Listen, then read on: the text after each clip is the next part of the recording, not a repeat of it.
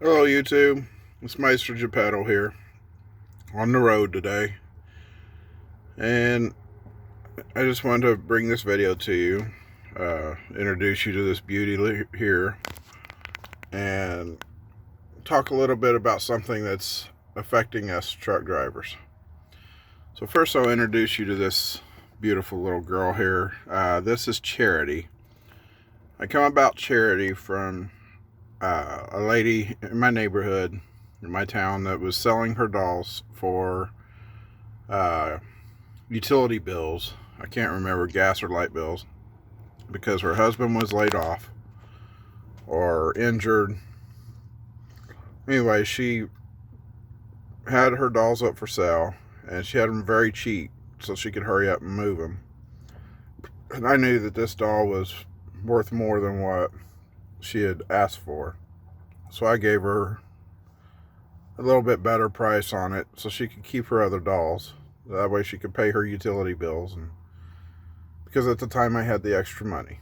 And I'm not bragging, don't get me wrong. I just wanted you to know how I come about her name Charity, because I've done this for this lady out of love, and the name Charity means love. So that's how I come about her. And as I looked at her online and I talked to the lady about her, I looked more and more at her, and I thought, she actually looks a lot like this photo of my daughter. This was the photo when she came home from the hospital, fast asleep in her car seat. But so I thought she looked pretty close. I was supposed to have a custom Levi made to look like my daughter, but that fell through. So when I seen her, I thought, okay, she looks similar. So I purchased her from the lady to help her get her utility bills, and plus I thought she was very cute. Now my only problem is she has rooted hair, which is beautifully rooted, and I love the color of the hair. It's almost identical to what my daughter's was.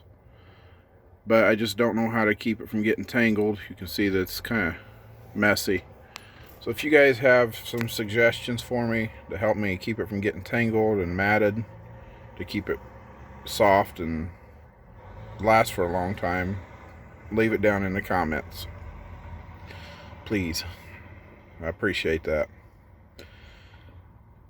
Now, that's about all I can say about her, I guess. She normally sits on my dresser. I don't like to take her out very much. I don't want to ruin her. I want her to last as long as I can. But I brought her with me today so I could do this video. And so further on with this video. So as a truck driver, I'm bringing food to people of the world. Most of us truck drivers out here bringing food, groceries, gas, basic essential needs, things that everybody needs every day. Now, I watched a video of a guy that pretty much summed up what I was going to say, but I really didn't like his attitude with it. He was very harsh. To the point, yes. So I'm making this video because I want to show love. In his video, he talked about people who say, hey, good job, truck drivers, thanks a lot, on Facebook. And he was just giving them a hard time about not meaning what they say.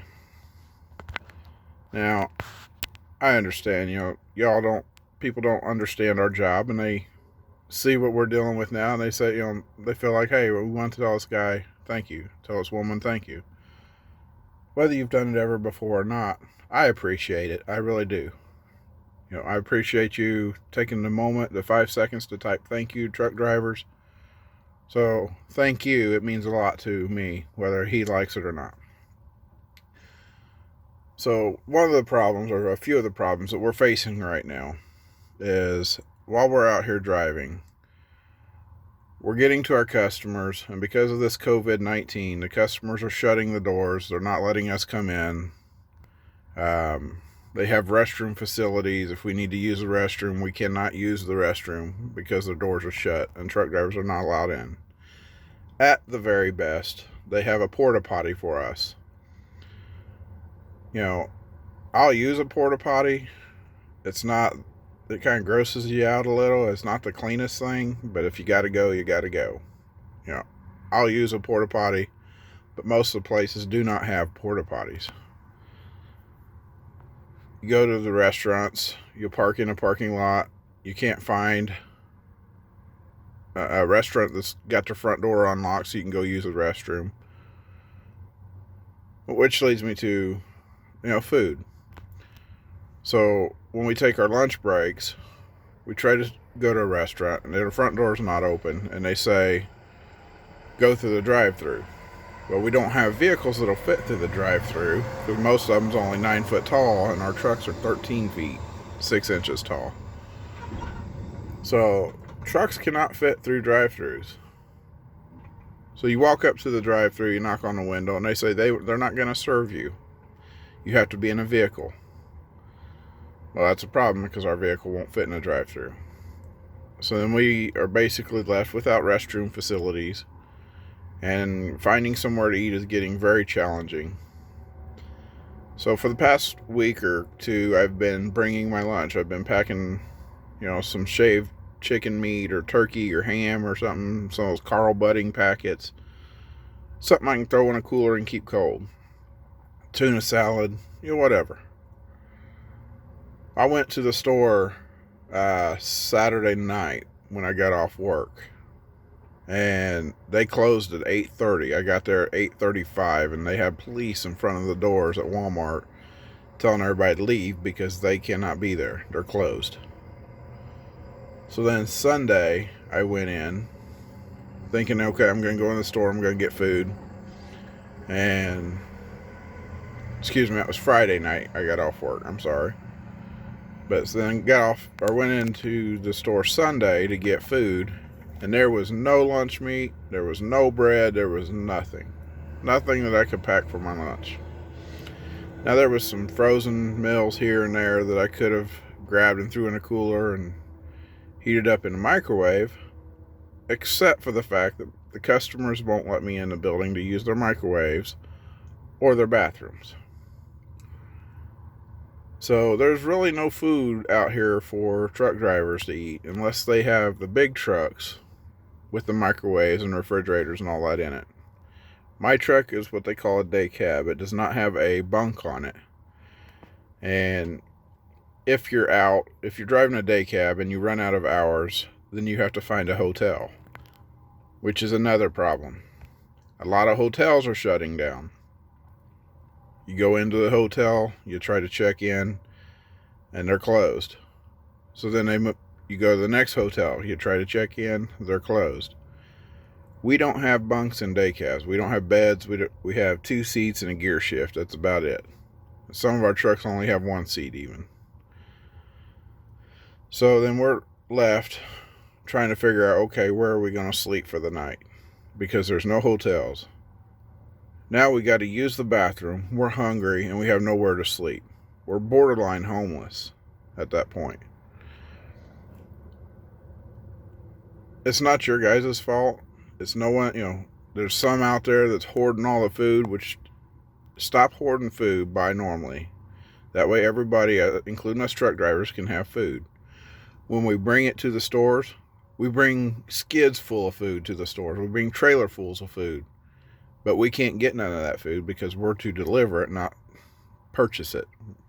We can't buy it right off the skid at the grocery store because usually they're not even open because we deliver at night.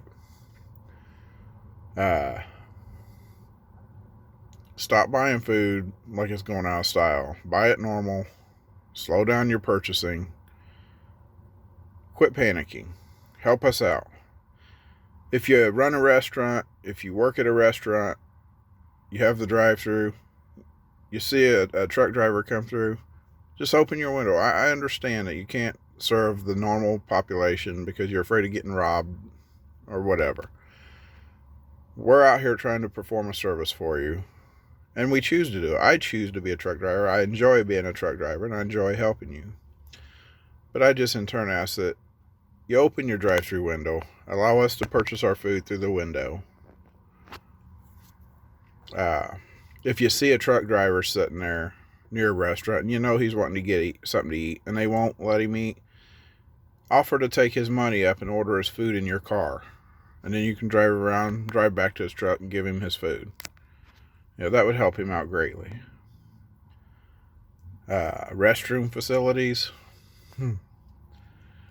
I mean, there's not much that you guys can do to help other than if you work at a restaurant, allow truck drivers to come in and use the restroom.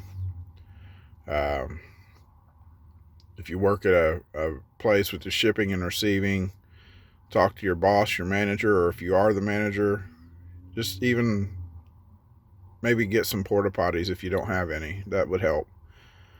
Or open up the restroom to truck drivers. We're very limited out here. Being a man, I can go behind my truck, in between my truck and my cab or whatever if I have to. There's female truck drivers out here that can't do that. But then if we have to drop a deuce, then what are we going to do, It's sorry to be crude, but it's one of the things I just want everybody to know, just help us out a little bit so we can get your freight to you. They're even shutting down the highway roadside rest stops. I mean, that's where the truck drivers with the bunks, they pull in there and they stop and they sleep at night. They're putting barricades up so you can't even get into them. So then where are they supposed to park their truck when they run out of hours?